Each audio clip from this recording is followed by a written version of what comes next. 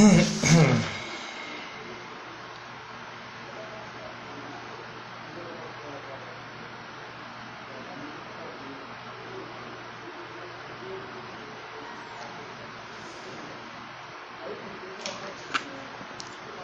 gente, vamos aqui começar, né? Já vou logo estar conosco, guardando. Pronto. Seja bem-vindo, pastor Olá, meu Lázaro irmão. Edson. Tudo bem? Exato, tudo bem, graças a Deus. Você, tudo bem? Tudo ótimo. Antes de tudo, eu quero manifestar a minha gratidão a Deus, né, por conhecê-lo, estar recebendo você aqui nesse espaço, que a gente tem dedicado todos os sábados para estar sempre movimentando. A gente coordena um seminário teológico, eu e minha esposa, na igreja na qual nós servimos como pastor. E essas lives, elas têm sido a oportunidade, né, para nós continuarmos refletindo, além das aulas que a gente recomeçou, né, aulas online, a Sim, gente também tem essas lives, são momentos em que a gente pode, digamos que, verticalizar um pouco mais, né, temas que são tão essenciais, a fé, né, a vivência, a nossa vivência cristã. E aí eu estava acompanhando a live, né, do Diego, né, aqui eu carinhosamente chamo de Dieguinho. O Diego, ele sim, foi, sim. há muito tempo, o Diego foi meu discípulo, né, como a gente pode dizer, né, dessa forma. Mas na época ele não passava de uma criança, e aí depois ele saiu da nossa igreja e foi para a igreja da qual hoje ele é pastor. E aí o cara alçou voos altíssimos e a gente fica feliz, né? E aí por intermédio dele eu pude conhecê-lo. E assim, quero que o senhor saiba da enorme satisfação que nós temos de tê-lo conosco aqui nessa live em nome de Jesus. Então, desde já, fique-se à vontade. Eu vou passar a palavra para você, mas eu quero ter o privilégio também de apresentá-lo de maneira mais formal logo após suas primeiras palavras. Ok, meu irmão, obrigado. Agradeço demais, né, o convite. Fico muito feliz em poder falar sobre esse tema e conhecer também os irmãos, né, servir aos irmãos dentro desse espaço aqui, né, que nós temos hoje. Fico muito feliz em estar aqui com vocês, né. Então, um prazer para mim, uma alegria imensa para mim estar aqui juntamente com vocês. Amém. Então, assim, só para apresentar para as pessoas que estão entrando, né? Então, o pastor Lázaro Laisson, né? Se eu estiver errado, você me corrige alguma coisa, tá? Ele é pastor da Igreja Batista da Graça, né, em Campina Grande, é teólogo, especialista em pregação expositiva e aconselhamento bíblico, é pós-graduando em teologia filosófica, também é engenheiro mecânico e pós-graduado em gestão de negócios, também é casado, tem 3 filhos, que essa é a parte importantíssima do nosso currículo, viu, pastor? Exata, é verdade, exatamente. É essencial. Essencial. Então, tem 3 filhos. Aí eu tenho uma, minha esposa está grávida já da segunda, né? Então, a gente Olha sabe o aí, que quanto é. bom, que bênção. Então, assim, seja bem-vindo, né? E eu quero já, nosso tempo voa, né?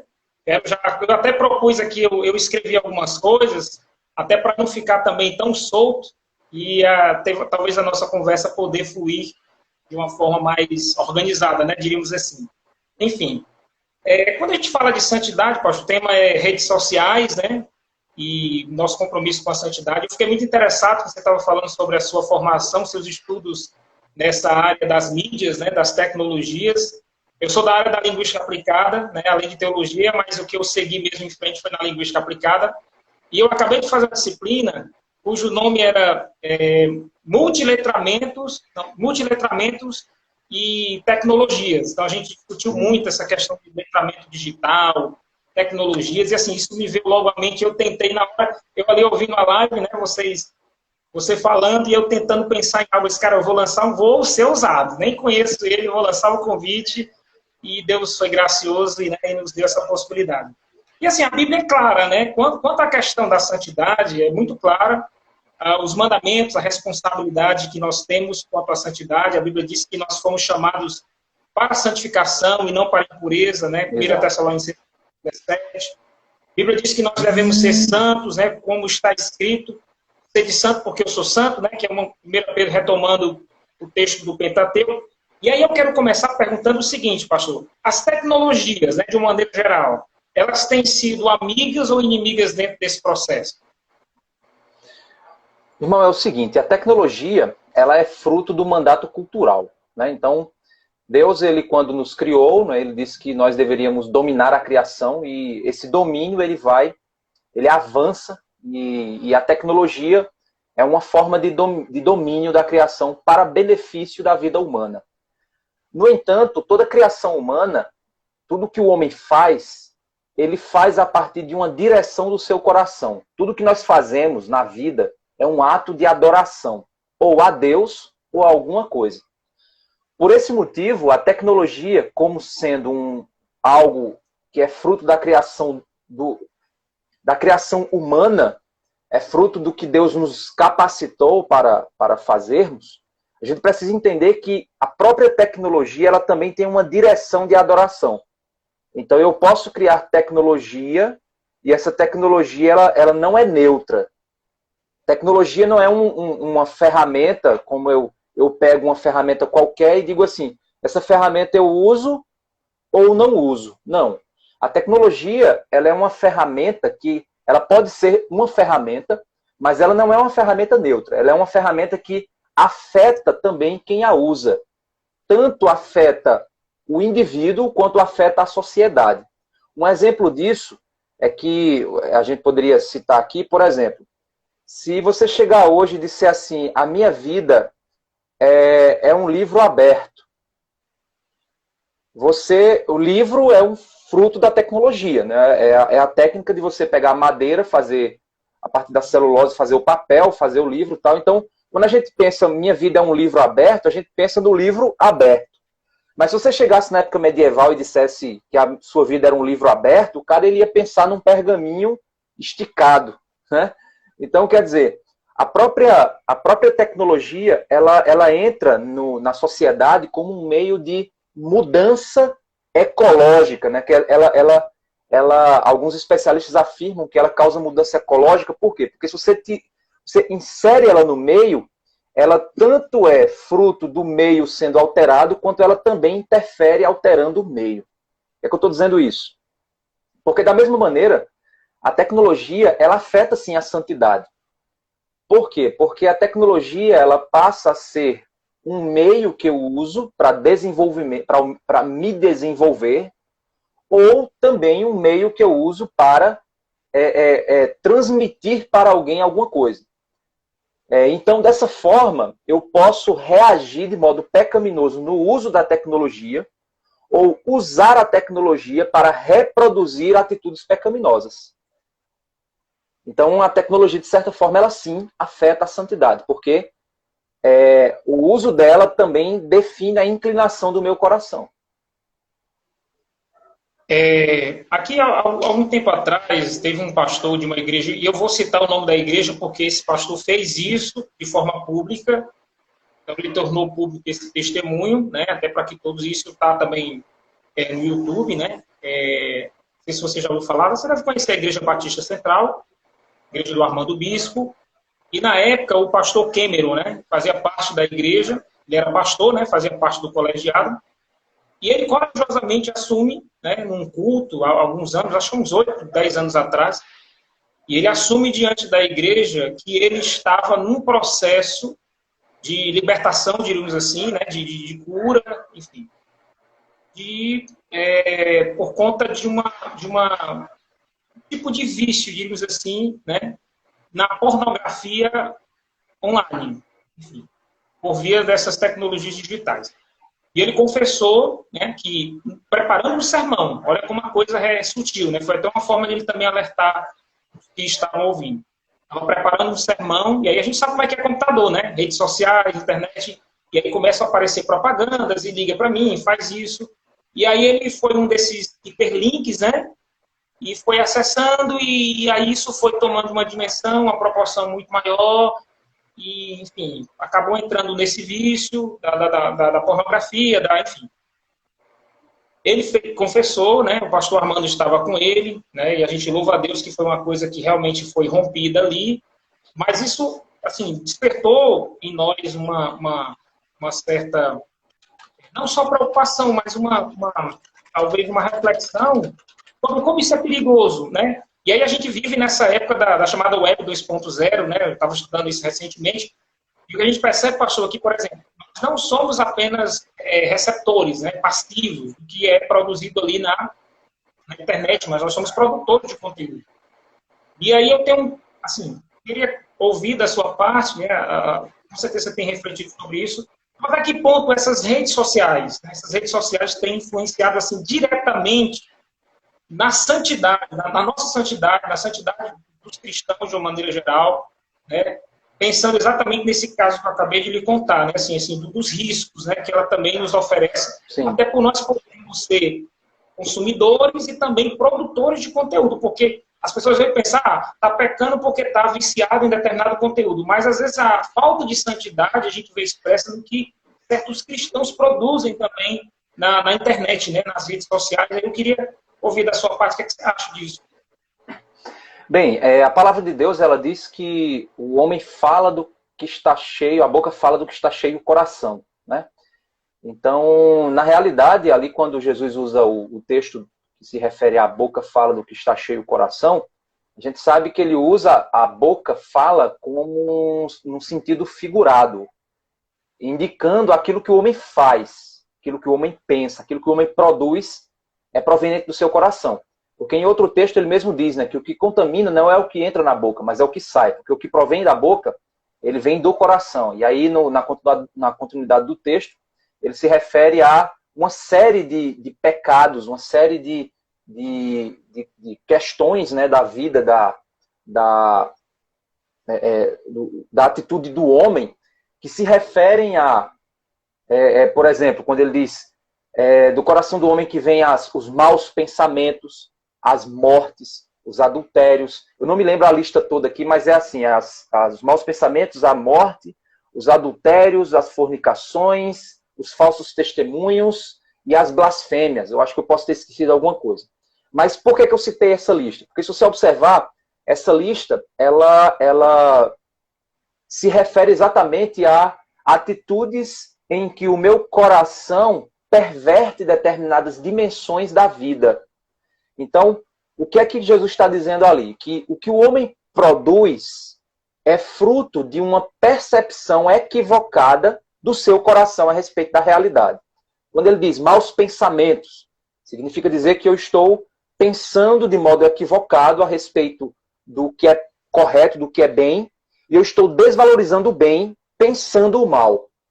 Quando Jesus ele fala a respeito da morte, que é a morte acaba sendo uma alternativa para aqueles que desvalorizaram a vida.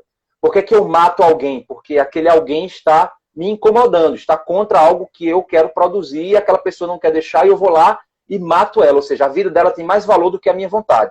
Por que eu me mato? Porque a minha vida tem menos importância do que o que eu quero. Então, essa lista de coisas, ela vai até a situação da blasfêmia, porque você vê também que o homem pode produzir coisas que tiram aquilo que significa ser Deus ou reduz a importância da pessoa de Deus. Por que eu estou dizendo isso? Porque quando a gente vai para a internet e a gente escreve nas mídias sociais, ou compartilha, ou produz conteúdo, ou consome conteúdo, na realidade as nossas ações ali, apesar de serem virtuais, mas elas são decisões do nosso coração. Então, se eu não tiver se eu começo a achar a criar uma dicotomia entre vida virtual e vida real e vida fora da internet, eu começo a achar que as decisões que eu tomo no ambiente virtual são fruto de uma realidade da qual Deus não vai me cobrar. Só que, na realidade, o mesmo coração que decidiu no mundo virtual apostar, ou compartilhar, ou consumir determinada coisa, é o mesmo coração que também está decidindo no mundo real. A diferença, muitas vezes, está porque no mundo real nós não temos coragem de fazer determinadas coisas porque nós temos medo do que os outros vão dizer de nós, de sermos agredidos. Às vezes, na rede social, você tem coragem de xingar uma pessoa, de dizer palavrões com alguém, de ser violento com uma pessoa, que você não teria coragem na vida real. Por quê? Porque na vida real você é mais educado? Não, é porque você tem medo de apanhar. Então, na realidade, você tem essa política. Só que o mesmo coração que produziu no ambiente virtual aquela atitude é o mesmo coração que produz no ambiente real e que não reproduz no ambiente real por uma hipocrisia, né? Por outros fatores. Então, as redes sociais, sim, o meu feed de notícias, é reflexo do meu coração. Né? Então, tanto nesse sentido, quanto também no sentido de que, como Paulo diz, as más conversações corrompem os bons costumes. Ou seja, eu posso estar consumindo conteúdos que estão me corrompendo, estão afetando a minha cosmovisão a respeito do mundo, estão me alimentando de heresias, ou está incentivando determinados pecados meus. A Bíblia diz, né, que o que há no mundo é cobiça dos olhos, cobiça da carne e soberba da vida. Ao mesmo tempo, a Bíblia diz que nós pecamos porque somos atraídos pelas coisas que nós temos desejo. Nós somos atraídos por elas. Então, tanto aquela menina que posta uma foto sensual, sensualizando, ela está pecando porque ela está despertando lascívia, quanto aquele rapaz que entra na foto daquela menina e fica desejando ela em seu coração. Porque o próprio Cristo disse que quando você olha para uma mulher com intenção impura em seu coração, você já cometeu adultério. Né? Então, quando eu me iro contra alguém, eu já sou assassino. Então, o padrão de Deus não é um padrão só do mundo real. Deus não está preocupado com o mundo material. Ele está preocupado com o mundo do pensamento, das ideias, das motivações do coração.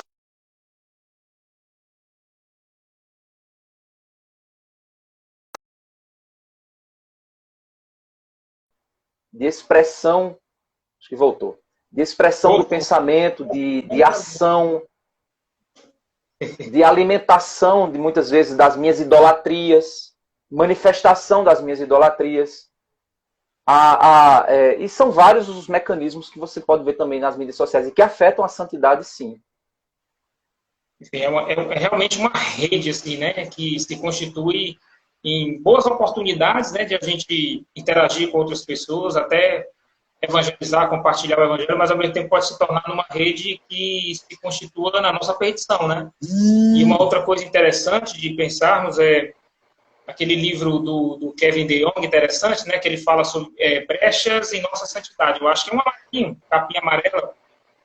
E uma coisa que ele comenta e que a gente sabe ser tão óbvia é que a nossa obediência, e pegando esse gancho que o senhor estava tratando a respeito do coração que se manifesta, então a nossa obediência, bem como a desobediência, ela se manifesta publicamente, né? Ou seja, a minha santidade ela se mostra, ou não, né? Ou seja, a minha santidade ou a minha não santidade. E aí eu queria saber, assim, na sua opinião, as redes sociais, via de regra, têm manifestado que tipo de cristão? Na sua opinião? Eu creio que ela tem manifestado um cristão sem integridade.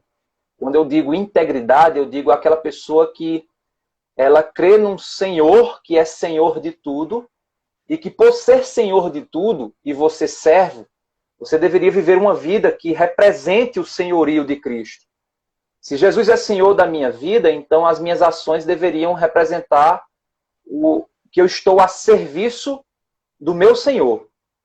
Então, às vezes, você vê um jovem postando uma foto sensual com um versículo bíblico. Né? Então, isso mostra uma desintegração entre... que isso pode ser ou porque é um ambiente virtual e eu acho que eu posso no ambiente virtual, né? Ou é um desejo que eu tenho de manifestar a minha egolatria, né? A minha idolatria pelo meu eu quero que as pessoas me aplaudam, porque eu transformei os meus afetos e a minha busca por identidade em curtidas, número de curtidas. Então isso às vezes faz com que você comece a desconectar essa dicotomia entre vida virtual e vida real, faz você começar a desconectar e achar que o mundo real é um mundo onde eu posso perder os meus valores cristãos. Sendo que isso é um problema de integridade, porque se Jesus é o meu Senhor, ele tem que ser o Senhor de minha vida inteira, de tudo que eu faço, do que eu não faço. Então significa dizer que até a minha rede social deve estar a serviço do rei. E aí você pode pensar, mas ok, pastor, então quer dizer que eu tenho que viver postando só coisas de Jesus? Não, não é isso. Mas é que assim como você se preocupa com seu testemunho público a respeito de Cristo, a sua rede social também deveria ser um canal de testemunho público da sua fé. Você fez uma viagem com a família e quer postar uma foto, que você poste ela como uma forma de gratidão. Que o seu coração adore a Deus a partir daquela demonstração, daquele compartilhamento. E não porque você está sentindo a necessidade de mostrar para os outros que você viajou. Ou de mostrar para os outros que você é radical, que você é descolado, que você é bonito, que você é... Então, são essas... E muitas vezes, irmão, a gente pode até, na rede social, mostrar uma hipocrisia. Isso acontece muito. Pessoas que vivem casamentos destruídos, mas nas redes sociais são fotos abraçados, se beijando e declarações das mais fortes, mas aquilo é uma hipocrisia. Então, na realidade, essas pessoas, hoje, o que eu vejo é que as redes sociais ela é uma ferramenta midiática para, primeiro, angariar para mim, não é? Para fazer as pessoas olharem para mim e para me tornar, por muitas vezes, um influenciador de pensamentos, de ideias que nem sempre são aquelas que, de fato, correspondem à fé cristã. É isso que eu tenho visto. Uma coisa interessante, pastor, é que assim, quando a gente fala sobre essa questão da santidade, ela é muito mais abrangente do que, apesar da importância que nós devemos dar para essa questão, por exemplo, da sexualidade, da pureza, né? Mas ela é muito mais abrangente, porque quando a gente pensa na definição de santo, ser santo, como viver com uma vida separada para Deus, nós devemos pensar, então, em nos comprometer com valores, com princípios que estejam relacionados com o Evangelho de Jesus, né? com a palavra de Deus. E as redes sociais, a gente está nessa conversa e agora nessa tônica do que a gente manifesta, e assim, sem querer, e, assim, a gente tem um respeito pelas posições políticas, né, das pessoas, tanto na nossa igreja como das pessoas que entram nas lives, e aí por isso que eu não gosto de entrar nessas polarizações, mas é interessante nós percebermos e refletirmos até que ponto a igreja ela tem se mostrado santa, e isso refletindo a partir do que tem postado atualmente, né, desse contexto atual no qual nós vivemos, né, de crise sanitária e também de crise política. E eu acho que é interessante nós refletirmos até que ponto, né, a igreja tem se mostrado santa, né, a partir das postagens, dos compromissos políticos, ideológicos, que a gente percebe ali, né, manifesto uma postagenzinha, numa ideia, numa reportagem, na fala de A, B, de C. Eu acho que é importante, né? Porque a santidade ela não é só essa questão da pureza sexual, dos pensamentos, mas penso que como um homem santo, meus compromissos sociais, ideológicos, precisam refletir os valores do Evangelho. E eu acho que é interessante pensar também sobre isso. A palavra de Deus diz, sede santos porque eu sou santo, né? E santidade, como você falou, significa ser separado para, né? Exclusivo, de uso do Senhor, né? Separado para o Senhor. Jesus, ele disse, né, que eles sejam santificados na verdade, a tua palavra é a verdade. Então, a grande questão é que as pessoas, elas, como você falou, elas reduziram o aspecto da santidade à questão individual, né, a questão sexual, a questão do indivíduo, mas elas esquecem que a santidade começa quando o primeiro mandamento é respeitado. Né? Então, quando eu tenho somente o Senhor na minha vida. Então, se você observar a estrutura dos 10 mandamentos, os 4 primeiros mandamentos eles se referem ao meu relacionamento com Deus. E os 6 últimos mandamentos eles se referem ao meu relacionamento com o meu próximo e com as coisas criadas por Deus. É nessa circunstância que a gente entende que a conversão ela é essa mudança da chave do coração. O coração é um dispositivo religioso.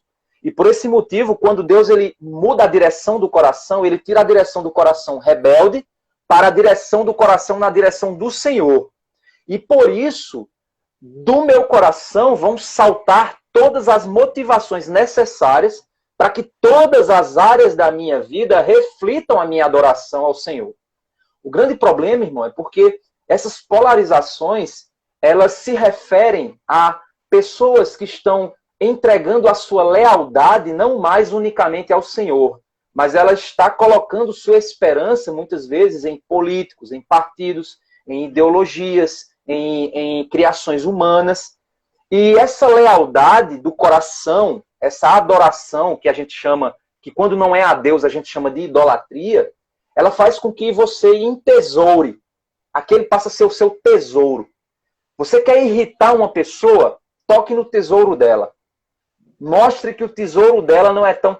Você chega para alguém e diz assim, o seu filho nasceu. Aí você chega assim e diz, e aí, o que, é que você achou do meu filho? O cara diz, rapaz, que menino feio.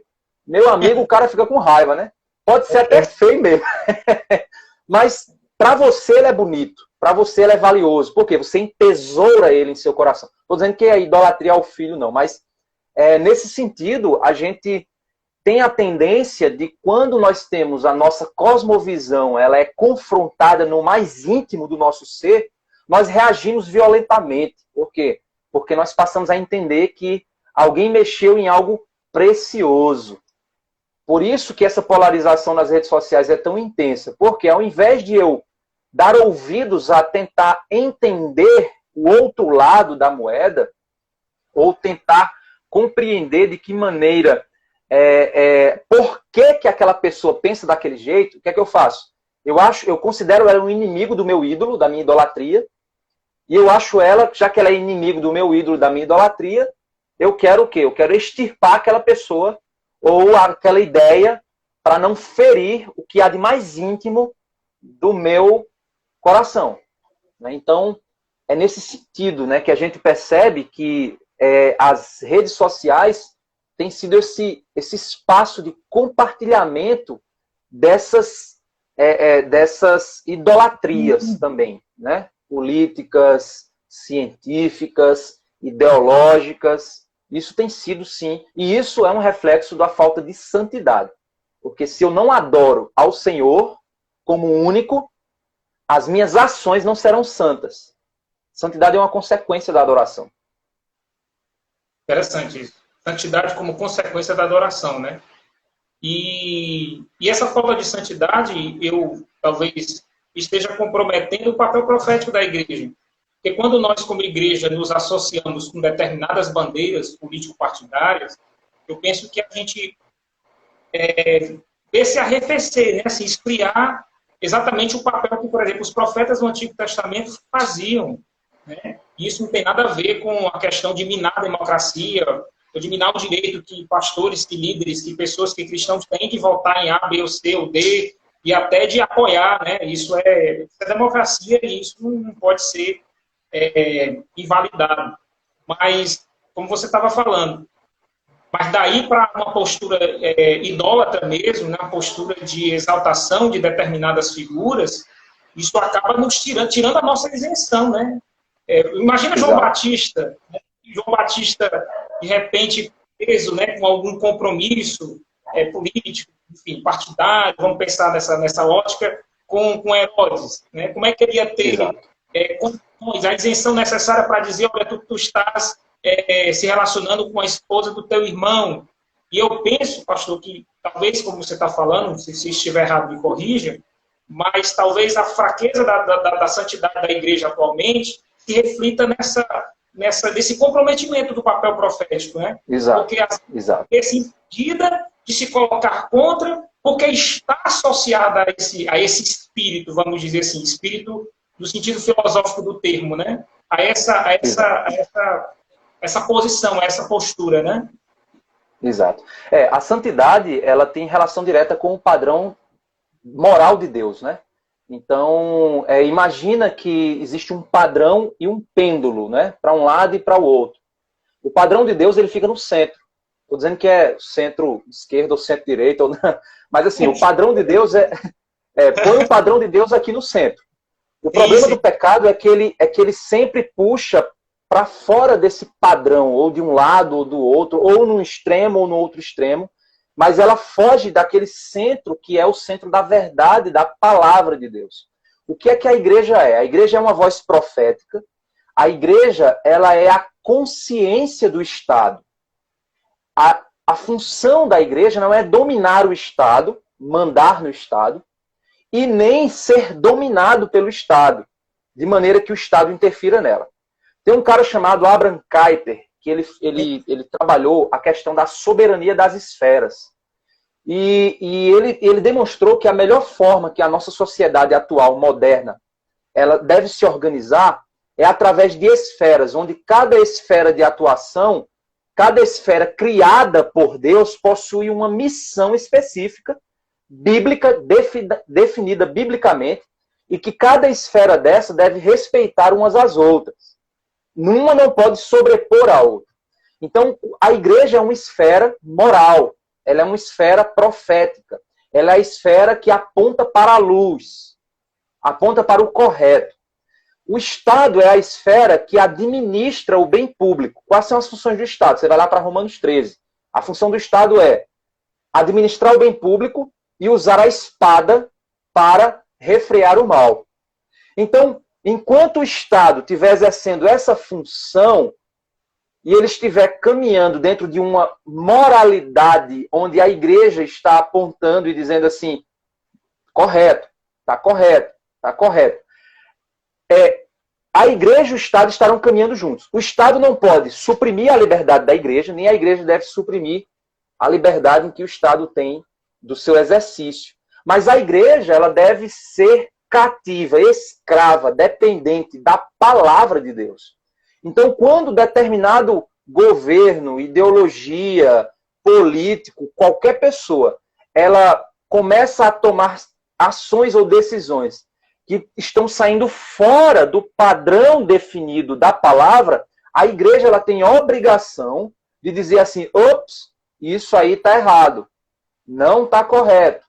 Mas ela não faz isso propriamente de modo institucional, mas através dos seus entes, que são seus membros. Pastor, membros, a partir da perspectiva, na democracia, da perspectiva da cidadania. Então, o que acontece nas redes sociais? É porque a gente começa a achar que as redes sociais é o local onde eu exerço a minha mudança no mundo. Então, a minha voz profética deixa de ser a citação de um princípio bíblico e passa a ser a crítica direta, violenta, reacionária a determinado pensamento ou atitude. Então, e às vezes, nós achamos que quando um determinado personagem comete um erro e a gente vai lá de modo agressivo e critica, a gente até mesmo desrespeitando a esfera de governo que Deus disse que a gente deveria respeitar, a gente acha que está fazendo um bom trabalho, só que a gente está fazendo uma coisa certa da maneira errada. E às vezes, essa pessoa, nós estamos criticando não porque nós estamos vendo que ele está errado conforme a palavra, mas é porque a gente não gosta dele. E aí, quando o cara acerta, a gente não, na mesma medida, a gente não vai lá dizer, acertou, muito bem, parabéns, continue assim. Não. Por quê? Porque nós não estamos sendo levados pela paixão pela verdade. Nós somos levados pelas paixões ideológicas, a nossa cosmovisão, a forma como nós enxergamos o mundo. E isso é um problema, é um grave problema. E as redes sociais intensificam muito esse movimento reacionário. Me dão a coragem de xingar, e às vezes até mesmo de me alimentar de uma perspectiva ideológica e de espantalhos. O que são espantalhos? Por exemplo, deixa eu citar um exemplo. Fique em casa versus volte a trabalhar. São essas duas bandeiras atualmente. Qual é o espantalho do fique em casa? O espantalho do fique em casa é que quem quer ficar em casa é preguiçoso, não gosta da economia, provavelmente ganha dinheiro do governo e tal. Do outro lado, você tem o quê? O volta a trabalhar. Qual é o espantalho do volta a trabalhar? São pessoas que não se interessam pela vida, não valorizam a vida humana, são destruidores da vida e tal, só pensam em trabalho, são empresários capitalistas e tal e tal. Então são dois espantalhos. As pessoas desse lado julgam as desse lado no momento que o cara diz assim, fique em casa, aí o cara já pega o espantalho que a internet, a rede social criou e já diz assim, miserável, ele é isso, é aquilo. Quer dizer, já julga toda a vida daquela pessoa simplesmente pela hashtag que ela colocou. Só que se a gente olhar, a vida é muito mais complexa que isso. Tem pessoas que precisam trabalhar e não podem ficar em casa. Tem pessoas que poderiam ficar em casa e não querem ficar em casa. Né? Então, ficar em casa ajuda até certa proporção, sim. E trabalhar ajuda até certa proporção, sim. Então a vida é muito mais complexa que hashtags. E a gente começa a rotular as pessoas pelas hashtags que elas colocam. Polarizar a discussão, extremar o pensamento e causar divisão. Quer dizer, uma rede que no passado foi criada para unir as pessoas e compartilhar ideias, hoje ela tem se tornado um ambiente de debate, briga, divisão e de muito menos compartilhamento de opiniões do que de opiniões para crescimento do que deveria ser feito. Interessante demais. Tem tanta coisa aí que eu fiquei pensando no momento que o senhor estava falando que eu não sei nem por onde começar. Eu vou fazer o seguinte, eu tenho uma pergunta que eu já tinha colocado aqui, porque eu tenho uma outra coisa aqui que quero falar, mas eu quero deixar mais para o fim.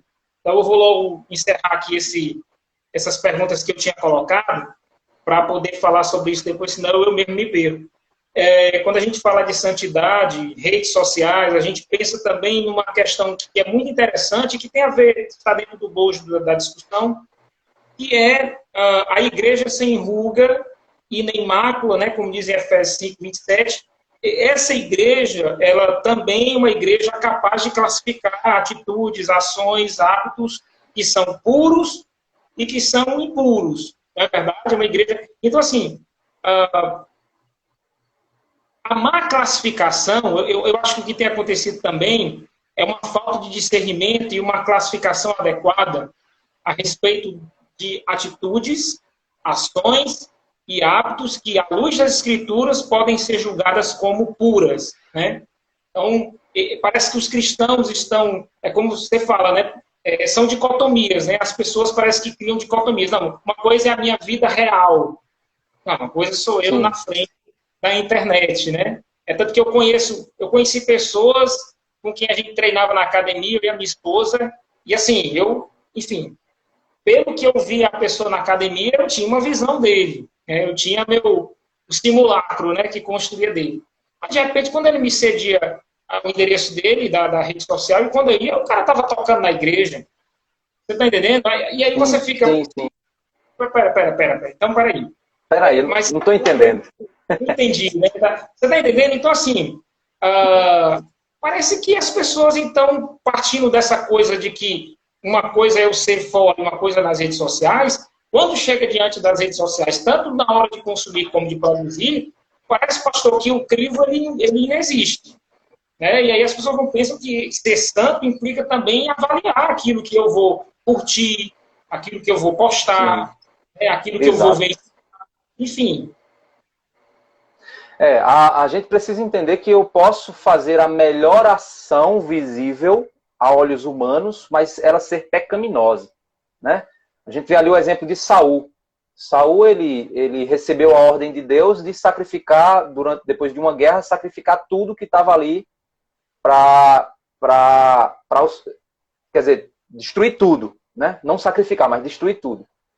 E Samuel havia dado essa ordem que Deus havia dito a ele. Só que o que foi que Saul fez? Saul separou animais para serem sacrificados a Deus, né, e poupou de maneira política.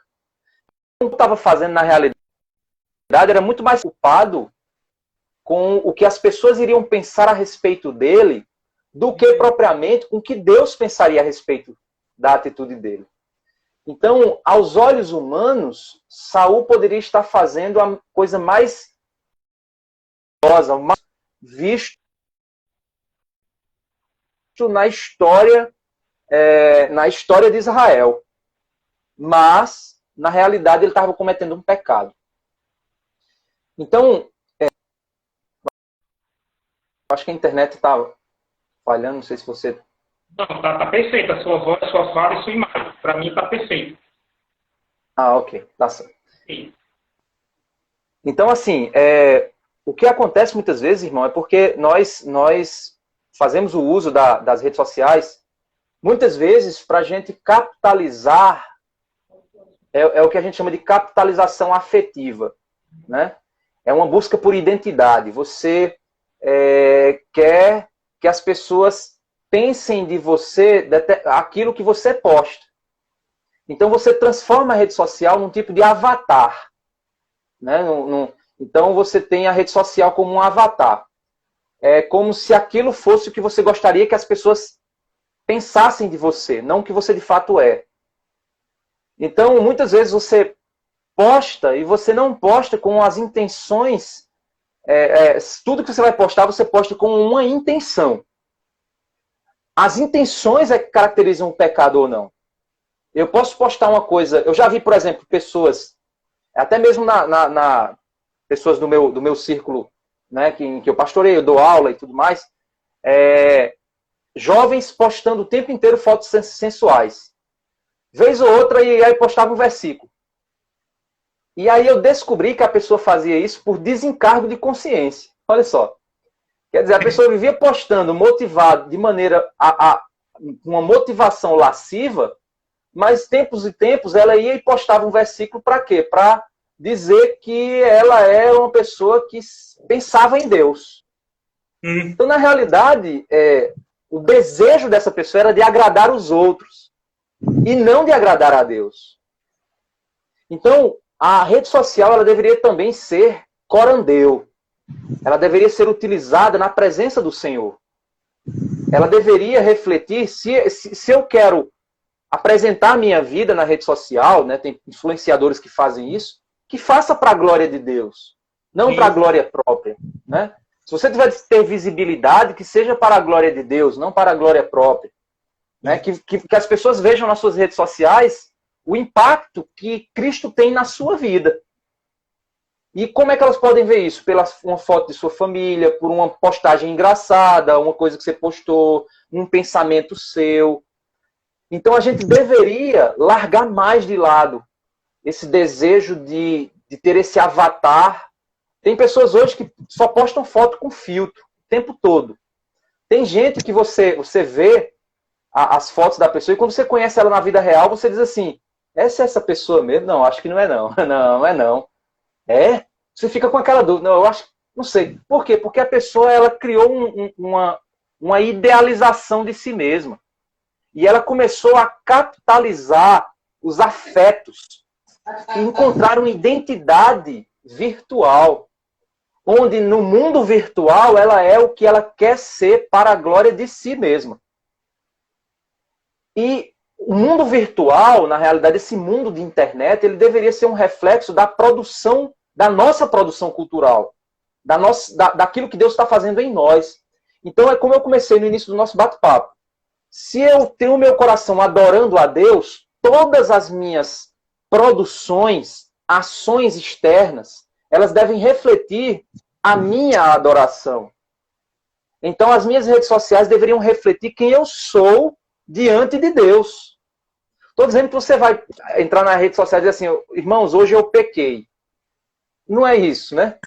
Mas que seja, na realidade, um desejo de que as pessoas vejam Cristo em você. Não de modo hipócrita, você está entendendo? Porque isso também se torna pecado. Mas de modo real.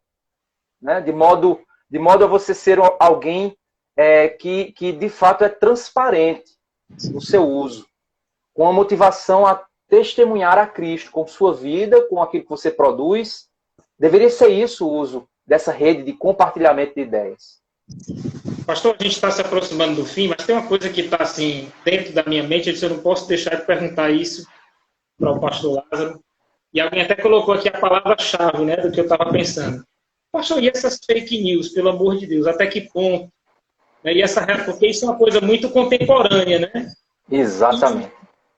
E eu até brinquei numa live que a gente estava participando no outro espaço, e os irmãos estavam falando de fake news, e eu disse, o pai da fake news é o diabo, né? Eu até coloquei para fazer aquela ligação com o pai da mentira, né? Que é fake news. É uma mentira, mas parece que as pessoas, simplesmente por terem visto num outro lugar, não, mas quem postou foi uma pessoa que eu respeito, e enfim. Mas não há o cuidado de saber se aquela informação é verdadeira ou não.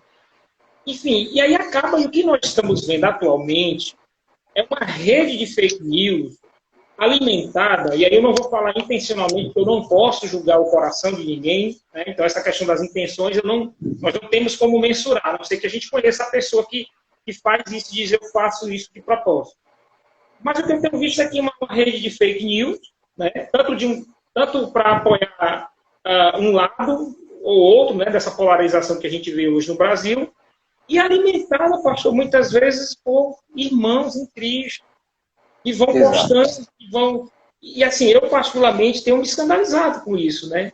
E é um comprometimento da nossa santidade, porque pessoas para quem muitas vezes nós, por intermédio das redes sociais, a gente evangeliza, o que acontece? Na mesma página que eu evangelizei uma pessoa, falando de Cristo para ela, aí, sei lá, minutos depois, horas depois, eu veiculo uma fake news, e aí como é que fica essa pessoa diante disso? Exatamente. A fake news, ela na realidade, o mecanismo que eu entendo dela é a seguinte coisa. Primeiro, é fruto do coração humano, porque Jesus ele disse que a fake news é uma maledicência, né? Jesus já disse que as maledicências elas são frutos do coração. E aí você diz, mas por que uma maledicência é fruto do coração? Porque vamos analisar no contexto pós-moderno, no contexto que a gente vive hoje. O contexto da pós-modernidade, nós não somos mais comprometidos com a verdade, nós somos comprometidos nós não somos mais comprometidos com a verdade dos fatos, mas com a forma como os fatos são apresentados. Para nós, a verdade não é mais o fato. A verdade é como eu apresento o fato. Ou eu omito ele, parte dele, e apresento só o que me convém, ou eu distorço o fato e apresento como um discurso palatável, de maneira a que o fato se apresente não tão pesado ou tão pesado quanto eu quero. Então, o compromisso hoje da nossa geração não é mais com a verdade dos fatos, mas com a forma como eu apresento a verdade, mesmo que ela não seja verdade. Então, tem duas pessoas que compartilham fake news. Tem os mal intencionados e os mal emocionados. Vou dizer para você por quê. Os mal intencionados são aqueles que realmente sabem que aquilo pode ser mentira, mas aquilo favorece o lado dele, o coração dele, o ídolo dele. E aí ele diz, eu vou compartilhar mesmo, não estou nem aí. E ele compartilha mesmo. Ou seja, ele é um mentiroso. É pecado. E existem os mal emocionados, que são aquelas pessoas que a forma como aquela verdade foi apresentada é tão emocionante e se encaixa tão bem com a idolatria e com a perspectiva de vida que aquela pessoa tem, que ela diz assim, todo mundo precisa saber disso. E aí ela compartilha, sem nem saber se aquilo é verdade. É isso que acontece hoje em dia. Então nós ou somos mal intencionados no compartilhamento de fake news, ou somos mal emocionados no compartilhamento de fake news. Mas no fim das contas, eu compartilho porque é fruto do meu coração, fruto do meu pecado, e eu compartilho porque eu não estou comprometido com a verdade. Mas eu quero que a mentira seja a verdade que eu desejo. Esse é o problema. Eu só lamento, pastor, que essa conversa é por 1 hora, o Instagram tem essas coisas. Esse é um totalitarismo do Instagram. É verdade. Mas eu quero, assim, pedir para... Eu sei que a minha esposa ali está monitorando o tempo, e aí eu quero usar esses instantes que a gente tem para ouvir, né, um conselho pastoral, já que o senhor é pastor também, homem de Deus, né, que vivencia essa realidade do ministério, cuidando de vidas, de pessoas, é parte da família também. Então, eu queria ouvir, assim, conselhos, né, que o senhor pode trazer para nós, para as pessoas que estão nos ouvindo, né, como formas de nós, aí, usando emprestado aí o título do livro do Kevin DeYoung, né, como forma de nós fecharmos essas brechas na nossa santidade, né, e aí a santidade conversada dessa forma tão ampla como foi discutida aqui entre nós, né. Bem, a gente precisa, primeiro você precisa entender que você precisa ter um relacionamento sincero com Deus. Depois você tem que entender que você tem que usar a rede social e não ser usado por ela, né? Então eu é quem tem que estar no controle da minha mídia e não a mídia no meu controle. Eu não tenho que postar para agradar as pessoas, eu tenho que postar para agradar ao Senhor. Se eu entendo que a minha adoração primeiramente é dada ao Senhor e eu tenho uma ferramenta tecnológica como a mídia social uma ferramenta de compartilhamento de pensamentos, ideias, compartilhamento da minha vida, se assim eu quiser, então eu poderia usar essa ferramenta para compartilhar a respeito do que Cristo faz, fez e está fazendo na minha vida, ou através da minha vida. E cumprir Mateus 28, a grande comissão, de usar essa ferramenta para levar a mensagem do Evangelho. Isso eu posso fazer compartilhando mensagens, compartilhando pensamentos, ou até mesmo compartilhando a minha vida, mostrando para pessoas que a minha vida cristã é uma vida de alegria, eu tenho um bom casamento, e esse casamento eu louvo a Deus pelo meu casamento, pelos meus filhos, fazendo as pessoas do meu círculo de amizade entenderem que eu sou um crente com integridade, comprometido com a verdade, evitar compartilhar fake news, principalmente se você é pastor, cuidado com isso, porque você perde credibilidade, as pessoas, eu já fiz isso, por não conferir, eu fui mal emocionado com foi uma situação em que o governo aqui, alguém criou uma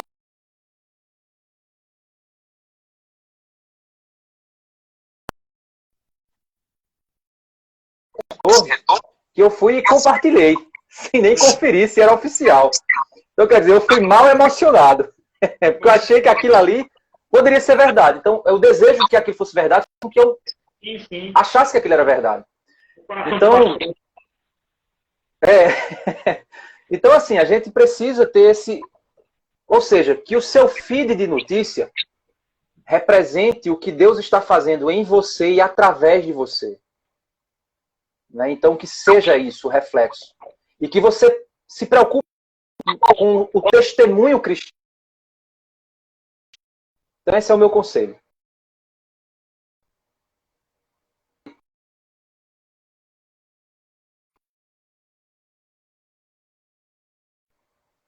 Quero agradecer demais a sua participação. Quero já desde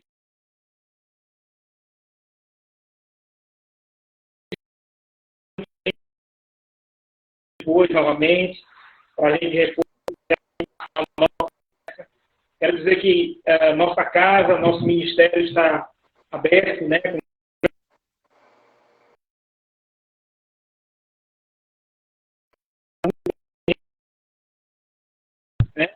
E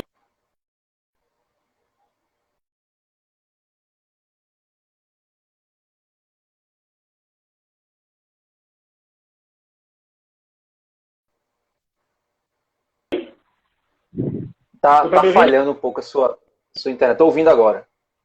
Vi pausando. Deixa eu colocar aqui a 4G, velho. Só ver se pode ser, às vezes, a internet.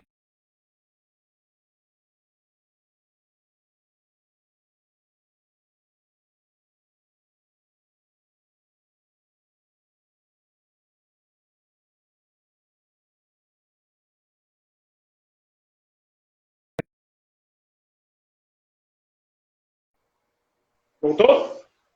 Voltou, melhorou bastante. Manifestar gratidão. Foi um prazer enorme conhecê-lo, né? Assim, tanto para mim como para mim. Ela está aqui ao meu lado, né? Porque a gente pastoreia junto e a gente coordena o seminário. E ela está aqui ela que fica monitorando o tempo, né? Auxiliando aqui em oração. Sabe da importância do que foi falado aqui, né? Para a vida das pessoas para quem nós estamos falando. E nós gostamos demais, fomos muito abençoados com a sua participação. Eu queria até que o senhor fechasse orando por nós. Se de repente cair, eu volto, nem que seja só para concluir a oração, mas eu queria que o senhor nos abençoasse, orando por nós, né, por nossas vidas e de todos aqueles que estão nos acompanhando, em nome de Jesus. Amém. Eu quero agradecer, né, o convite. Fico muito feliz em ter servido aos irmãos, em poder compartilhar essas ideias, esses pensamentos, que a gente possa tornar a internet um ambiente onde a grande comissão seja feita, que a gente possa viver o mundo virtual da maneira que glorifica ao Senhor e que angarie mais servos do Senhor para o seu reino. Então vamos orar. Senhor Deus e Pai, te peço nesse momento, Senhor Deus, por essa igreja, por esse irmão, que o Senhor esteja abençoando, Pai, essa família, o trabalho, Pai, a obra que eles têm feito, que a Tua graça repouse sobre a vida deles, sobre a igreja, sobre a família, sobre esse bebezinho que está a caminho, Senhor, que o Senhor proteja, que o Senhor cuide, que venha com saúde. Também, Senhor Deus, pelo seminário, pelos alunos, pelos futuros pastores, líderes que estarão vindo a partir desse trabalho, Pai, desse seminário. esse irmão, que sua esposa, que toda a igreja também seja protegida sob a tua mão e que eles sejam sal e luz onde quer que eles estejam, no mundo real ou no mundo virtual. Que eles vivam uma vida na presença do Senhor, adorando a Deus em todas as coisas. É isso que pedimos e agradeço em nome de Jesus. Amém. Amém, meu pastor. Que Deus te abençoe, Deus abençoe seu ministério, sua família, seus filhos. E vamos ver se depois a gente marca alguma outra coisa para nós conversar. Me lembre-se, em Fortaleza, Igreja do Evangelho Pleno, Geilson, Rosângela, estamos à sua disposição. Vai ser sempre um prazer. Amém, meu irmão.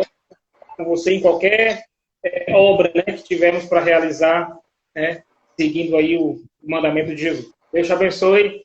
Um Amém. abraço. Deus abençoe vocês também. Abraço.